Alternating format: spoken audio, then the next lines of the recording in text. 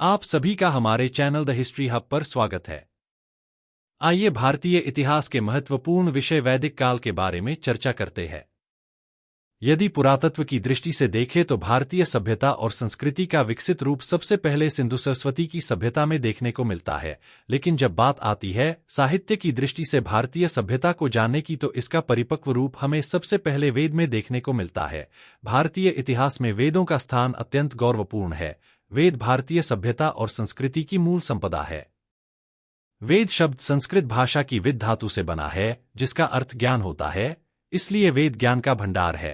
प्राचीनता तथा महानता के कारण वेदों को मानव रचित न मानते हुए अपौरुषेय ईश्वर द्वारा सीधे आर्य ऋषियों को प्रदान किया गया माना जाता है। चूंकि ये ईश्वर से आर्य ऋषियों द्वारा सुने गए हैं, इसलिए इन्हें श्रुति भी कहा जाता है। जब हम वैदिक सभ्यता की बात करते हैं तो इसकी सारी जानकारी में वैदिक साहित्य से मिलती है, और इस वैदिक साहित्य में सबसे प्राचीन, प्रमुख और प्रमाणिक ग्रंथ ऋग्वेद है। इस सभ्यता और संस्कृति के संस्थापकों को ऋग्वेद में आर्य कहा गया है। आर्य संस्कृत भाषा का शब्द है, जिसका अर्थ होता है सुसंस्कृत, कुलीन अथवा श्रेष्ठ। योगवशिष्ठ में आर्य की परिभाषा कुछ यूं है कि जो पूरी तरह से अपने कर्तव्यों का आचरण करे तथा अपने स्वाभाविक चरित्र में निष्ठा रखता है, वह आर्य है। इसीलिए भारत के वासियों ने अपनी श्रेष्ठता सिद्ध करने के लिए अपने आप को आर्य कहना प्रारंभ कर दिया तथा भारत के बाकी निवासियों के लिए उन्होंने दस्यु तथा दास आदिहीन शब्दों का प्रयोग करना शुरू कर दिया। जो आर्य शब्द शुरुआत में सांस्कृतिक अर्थ प्रकट कर रहा था, वह बाद में आर्यों के लिए जातिवाचक बन गया। लेकिन फिर भी हमें यह नहीं भूलना चाहिए कि भारतीय सभ्यता और संस्कृति को एक निश्चित स्वरूप प्रदान करने में आर्यों का महत्वपूर्ण योगदान रहा है।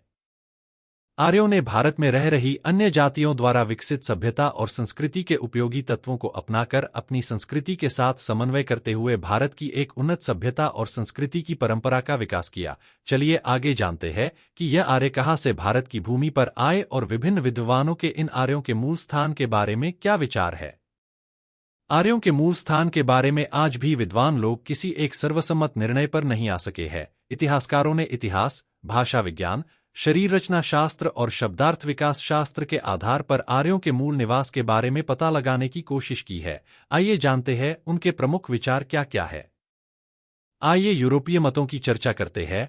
पश्चिमी देशों के विद्वानों की माने तो वो आर्य लोगों को यूरोप के निवासी बताते हैं, लेकिन उनको यूरोप का मूल निवासी बताए जाने के पीछे भी उनके दो मत है। पहला तो यह है कि जो इंडो यूरोपीय भाषा के शब्द और मुहावरे एशियाई भाषा से अधिक यूरोपीय भाषाओं में है।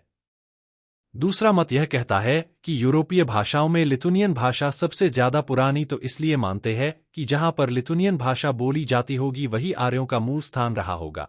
सबसे पहले यूरोपीय और संस्कृत भाषा के अलग अलग शब्दों में समानता स्थापित करने वाला पहला व्यक्ति फिलिप्पो सेसिटी था।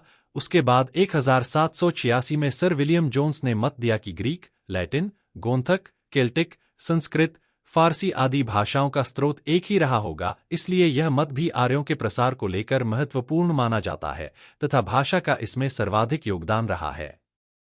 डॉक्टर पी गाइल्स की माने तो आर्यों का मूल स्थान डेन्यूब नदी घाटी रहा होगा। इसके पीछे उन्होंने कारण दिया है कि ऋग्वेद में बताया गया है कि आर्यों का मूल स्थान पर्वतों, नदियों तथा झीलों से घिरे हुए किसी शीतोष्ण कटिबंध इलाके में रहा होगा, जहां खेती अधिक होती हो तथा पशुपालन होता हो, तथा इस प्रकार की सभी विशेषताएं डेन्यूब नदी घाटी वाले इलाके में उपलब्ध है। पेनका नाम के एक विद्वान ने शरीर के भूरे बालों और कुछ शारीरिक विशेषताओं के आधार पर जर्मन के स्कैंडिनेविया प्रदेश को आर्यों का मूल स्थान माना है। हर्ट नाम के अन्य एक विद्वान ने इसका समर्थन किया है, लेकिन केवल शरीर की बनावट से किसी को किसी का वंशज कहना उचित नहीं है।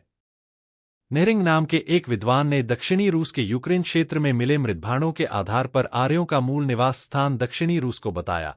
इस बात का समर्थन एक अन्य विद्वान पोकरनी ने भी किया और बताया कि आर्य लोग खुले और लंबे मैदानों में रहते थे। इस कारण रूस में वेजर और विश्चुला नदियों के बीच भी ऐसा ही क्षेत्र है, इसलिए यहीं पर आर्यों का उद्गम स्थान मानते हैं। लेकिन इन मतों में भी कुछ खास वजन नहीं है। बात जब मध्य एशिया के मत की आती है तो हमें पता चलता है कि यह एक महत्वपूर्ण और सर्वाधिक माने जाने वाला मत है। आइए इस पर चर्चा करते हैं। आर्यों के सबसे पुराने ग्रंथों की बात करें तो हमारे जहन में दो नाम आते हैं, पहला ऋग्वेद और दूसरा जैनदवेस्ता। इनमें ऋग्वेद का रचनाकार भारतीय आर्यों को और जैनदवेस्ता का रचनाकार ईरानी आर्यों को माना है। इसलिए विद्वान आर्यों का मूल निवास ईरान तथा भारत के आसपास मध्य एशिया को ही मानते हैं। इस मत के पीछे के तर्कों की बात करें तो हमें पता चलता है कि आर्यों के प्राचीनतम लेख भी एशिया में मिले हैं, जैसे कि एशिया माइनर में बोगजकोई स्थान से प्राप्त लेख, किक्कुली नामक एक मितानी लेखक का एक ग्रंथ, तथा बेबीलोनिया की लिपि आदि प्रमुख है।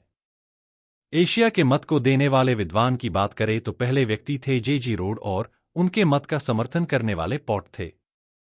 लेकिन सबसे प्रमुख मत बताने वाले मैक्स मूलर थे। उन्होंने आर्यों की दो शाखाओं का विभाजन बताया, जिनमें से एक ईरान और भारत की तरफ चली गई तथा दूसरी शाखा पश्चिम और दक्षिण पश्चिम की तरफ चली गई।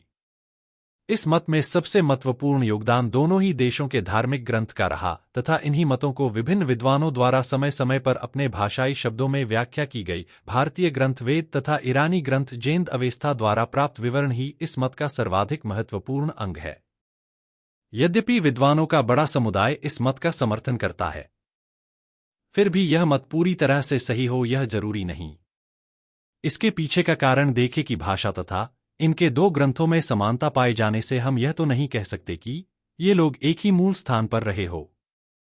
उत्तरी ध्रुव पर आर्यों के मूल निवास होने के पीछे के मत की चर्चा करें तो पता चलता है कि भारत के प्रसिद्ध विद्वान तथा स्वतंत्रता संग्राम के महत्वपूर्ण नायक बाल गंगाधर तिलक ने भी आर्यों के मूल निवास स्थान को लेकर अपना मत दिया है। उन्होंने कहा है कि आर्य मूल में उत्तरी ध्रुव प्रदेश के निवासी थे। उन्होंने ऋग्वेद में वर्णित ज्योतिष तथा 6 से 6 माह के दिन रात के आधार पर अपना मत दिया था, लेकिन तथ्यों के अभाव में इसको भी इतिहासकार उपयुक्त नहीं मानते हैं। आइए भारत के विद्वानों द्वारा दिए गए तथ्यों पर चर्चा करें।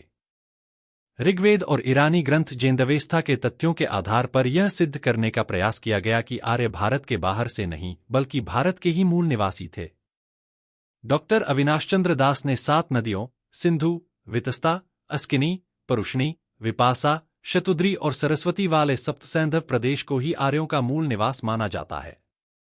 इस मत के पीछे दूसरा तर्क यह है कि जो भौगोलिक स्थिति का वर्णन ऋग्वेद में है वह सप्तसैंधव प्रदेश से भी मिलता जुलता है, लेकिन इस मत के पीछे भारतीय विद्वानों की भावुकता को आधार मानते हुए भारत के बाहरी विद्वान इस मत को पूरी तरह से सही नहीं मानते हैं।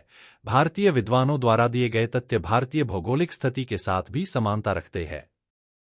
जब हम विभिन्न मतों की समीक्षा करते हैं तो पता चलता है कि वैसे तो आर्यों के मूल स्थान के बारे में विभिन्न विचारों के कारण यह विषय विवादास्पद हो गया है। देखा जाए तो भारत में प्राचीन काल में 2 संस्कृतियां विद्यमान थी, एक आर्य संस्कृति तथा दूसरी अनार्य संस्कृति, परंतु आर्य अपने आप को श्रेष्ठ मानते हैं, इसलिए इन दोनों संस्कृतियों में संघर्ष हुआ तथा आर्यों ने अनार्य लोगों को, जिनको द्रविड़ों के नाम से भी जाना जाता है, उनको पीछे दक्षिण की तरफ धकेल दिया तथा वातावरण के कारण बाद में इनके शारीरिक स्वरूप में अंतर आ गया। इसके साथ ही ऋग्वेद में जिन दस्यु अथवा दास लोगों की बात की गई थी उनका सामंजस्य द्रविड़ लोगों के साथ किया जाता है। इसी के साथ भारत में आर्य तथा अनार्य संस्कृति का विकास अलग अलग क्षेत्रों में परस्पर हुआ। अंत तक बने रहने के लिए आप सभी का धन्यवाद।